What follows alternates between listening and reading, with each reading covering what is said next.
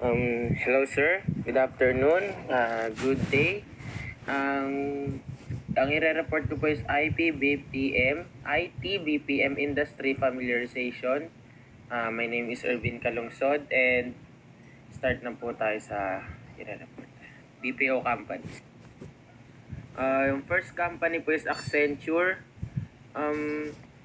Ang Accenture PLC po ay isang kumpanyang nagbibigay serbisyo pang profesional na multinational. Noong 2015, ang kumpanya ay mayroong halos 150,000 empleyado sa India, 48,000 naman sa US at 50,000 naman sa Pilipinas. Ang mga kasalukuyang kliyente ng Accenture ay 91 ng Fortune Global 100 at mahigit 3/4 ng Fortune Global 500.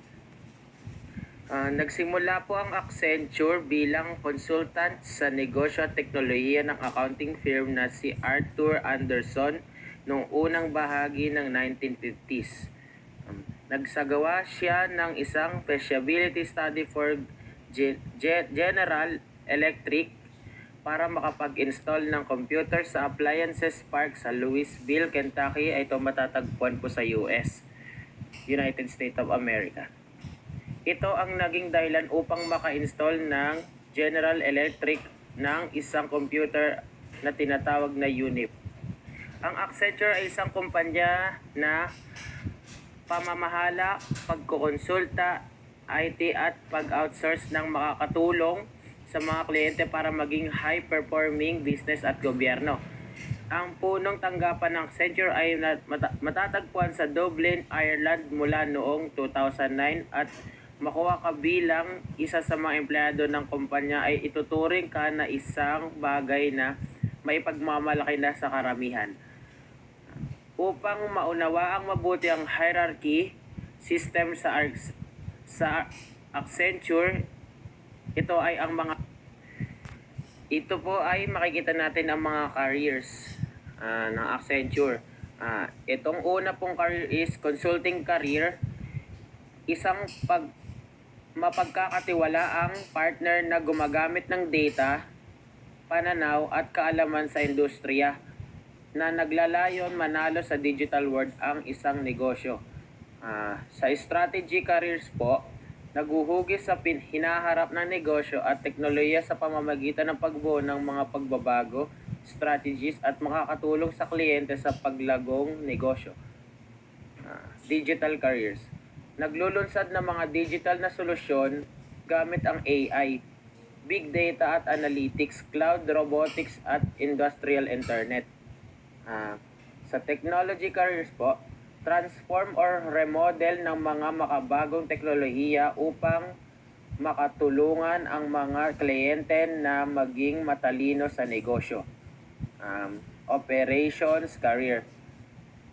Deliver ng magandang resulta sa negosyo ng mga kliyente sa pamamagitan ng paggamit ng talento, data, at kaalaman upang baguhin ang kasalukuyang operasyon ng negosyo ng isang kliyente. Mga pangaral at pagpakilala na natanggap ng Accenture. Ito po yung mga awards nila na nakuha nila simula nung nag-umpisa po sila. Noong 2020, ang Accenture ay nairanggo ng nasa 205, rank 205 sa Forbes Global 2000. Noong 2020 din po ay ang firm na naranggo sa Accenture is number 5 sa top 50 companies sa pagkakaiba-iba ng Diversity Inc. So, Diversity Incorporated. Next po is IBM. Ang International Business Machine Corporation, IBM, ay isang multinational na teknolohiya sa Amerika na matatagpuan sa Armonk, New York. Ito ay may higit sa 350,000 na empleyado na naglilingkod sa mga kliyente sa 107 na bansa. Bago ito inihayag, ang IBM ay gumawa at nagbenta ng mga computer hardware, middleware at software which hosting and consulting service in areas mula sa mainframe computer hanggang sa nanotech.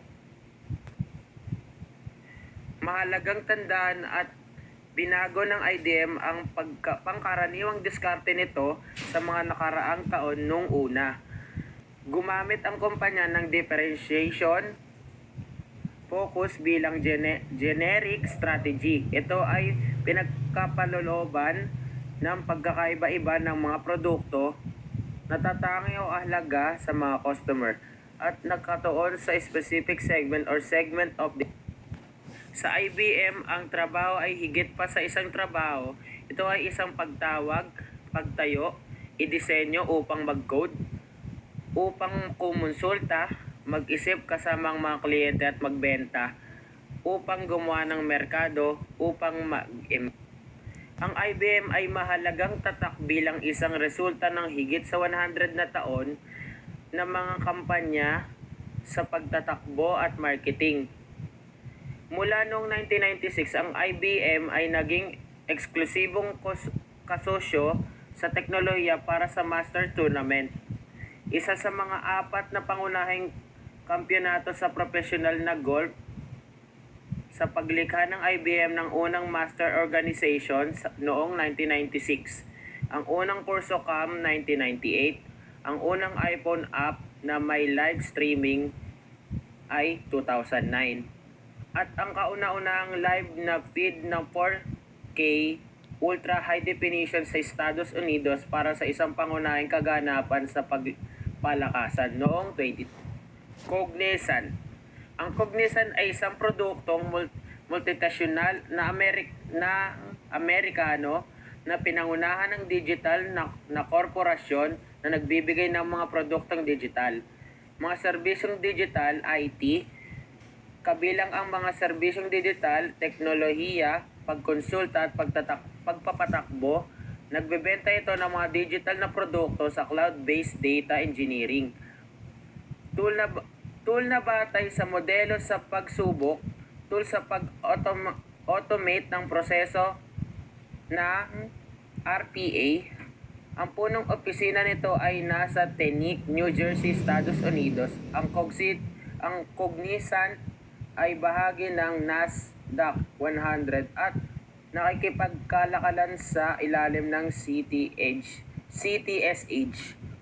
Ito ay tinatag bilang isang in-house na unit ng teknolohiya ng Dun & Bradstreet noong 1994 at nagsimulang maghatid ng mga panlabas na kliyente noong 19. Nagsimula ang Cognizant bilang Dun & Bradstreet Sitem Software na itinatag bilang unit ng teknolohiyang nasa loob ng Dun & Bradstreet at nagkatuon sa pagpapatupad ng mga malalaking proyekto sa IT para sa mga negosyong Dun & Bradstreet noong 1996. Sinimulan ng kumpanya ang paghahabol sa mga customer lampas sa Dun & Nagbibigay ang Cognizant ng teknolohiya ng impormasyon, seguridad ng impormasyon, pagkonsulta, mga serbisyo ng ITO at BPO. Kasama rito ang pagkonsulta sa negosyo at teknolohiya, pagsasama ng system, pagpapaunlad at pagpapanatili ng aplikasyon, mga serbisyong infrastruktura ng IT, artificial na intelihiya, digital engineering, analytics, intelligence ng negosyo, warehousing ng data, pamamahala ng relasyon sa customers, pamamahala ng chain, mga solusyon sa engineering at pagmamanufaktura, pagpaplano ng mapagkukuhanan ng enterprise, pananaliksik at pag-unlad ng outsource at mga solusyon sa pagsubok.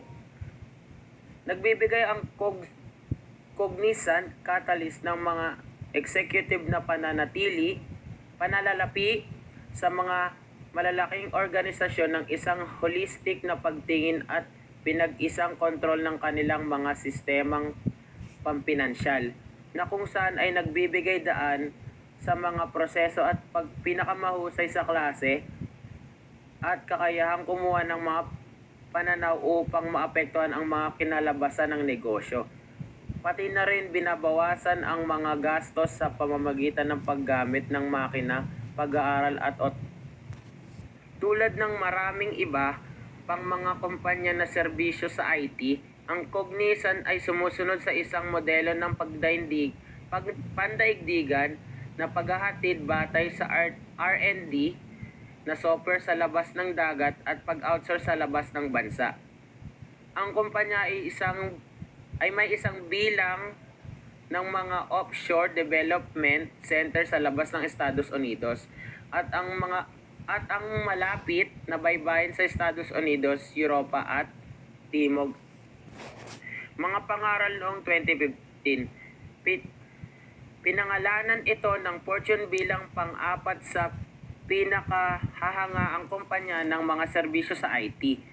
Noong 2017, ang Cognizant ay pinangalanan sa listahan ng Fortune's for Future